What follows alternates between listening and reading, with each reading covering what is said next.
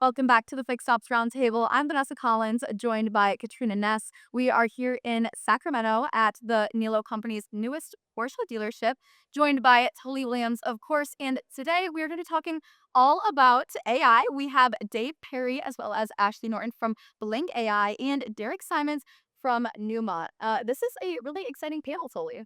It's a great example, just showing the technology that are available today and try to ensure, because really what we're in, repeat referral business, and is drive without retention. And that's where these two companies can help you get that retention number. One, sure, to ensure customer satisfaction, which means customer supplies income, and two, ultimately drive repeat referral business retention. That's what it's all about. Definitely, definitely. So, Dave, talk to us a little bit about what your company does in the retail space and automotive. Uh, sure, Katrina.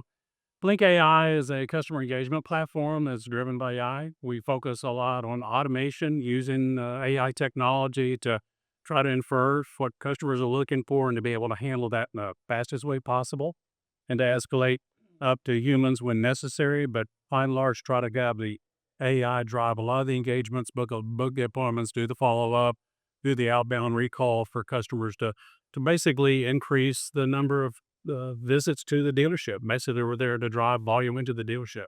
Definitely. Ashley, do you have anything to add on what Blink AI does in retail automotive?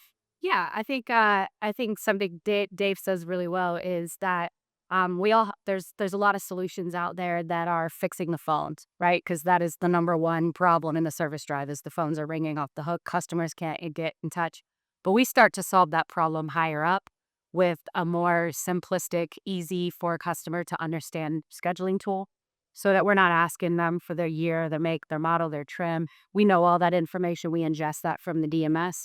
So we make it a lot faster for them to go ahead and schedule that appointment so that they don't have to phone into the dealership.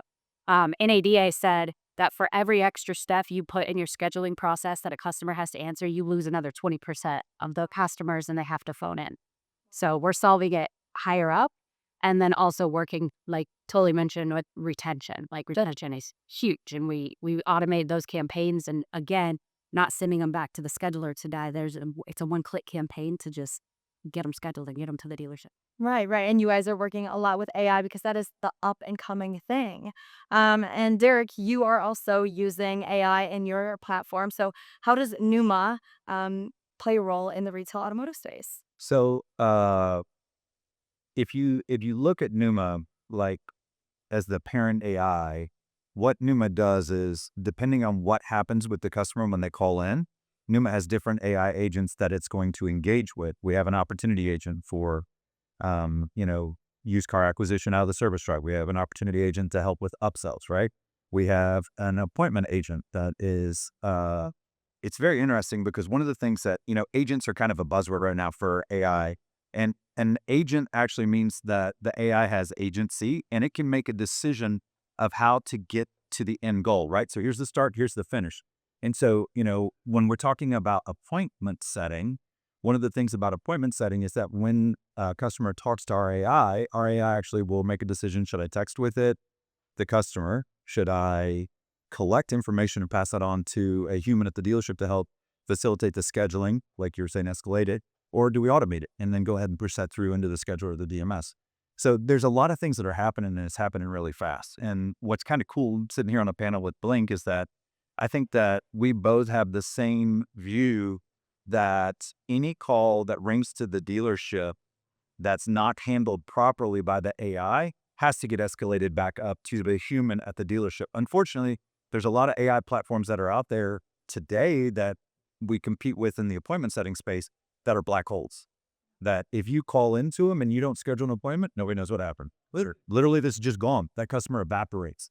And we don't want that. Like that's a core tenet for us and for Blink is visibility, what's happening with the AI and the customer so that that human in the loop is engaged at the dealership, no matter we were successful or we didn't succeed in getting an automated appointment book. So, Oh yeah. Yeah. We'll see. now it's still early in 2025, and looking ahead, what future trends in automotive retail technology could influence your company's strategies and products? We can start with Blink AI. There's so many things that are happening. It's really an incredible time in the space. One of the things that we think about is Today, when we're monitoring the phones, we're relying on the customer to come to us when say, look, I've got a problem, and then we try to direct them the right way. I think we can get ahead of that problem using AI because with telematics now, we can determine what's wrong with the car before the customer even knows and notify them that they need to bring their car in and go ahead and schedule a visit. So the phones are certainly important, and those are the obvious things in a dealership because they ring all the time and they annoy everyone.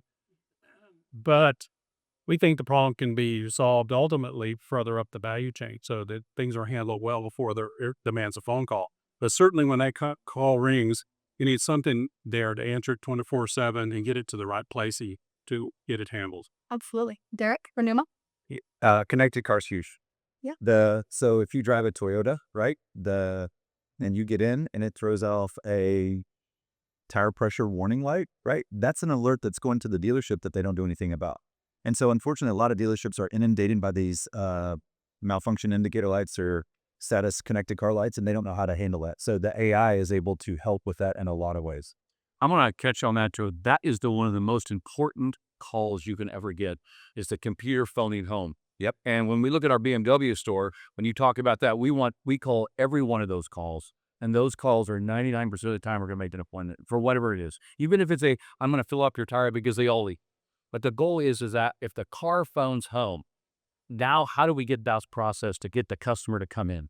And that's where AI can help us get that product if you don't have a BDC or a backstop for that. Because if we get a call at 1 o'clock in the morning, I would love to respond to that and say you have an appointment tomorrow morning. Yeah. Versus calling in, so leaving a voicemail, and then we talk to you in the morning. So there's so many things the connected car can do. We just beg the OEM to give it to us. Yeah. So less than 50% of connected car alerts that are generated today actually result in communication at the dealer level. It's crazy. Yeah. And that's not repetitive ones. That's individual connected car alerts. So it's crazy. There's so much that's happening, and to Dave's point, so fast in where we are. Yeah, hey, you mentioned the constant alerts, not even the repetitive ones. I mean, we have to use AI even in the BDC to aggregate that data for the BDC. We might be that first touch point, but if your car is constantly turning on and triggering that alert, it's really hard for BDCs, and BDCs want to do a good job. Yeah. Obviously, They're just overwhelmed with the alerts. yeah, they're just inundated, and a human cannot be as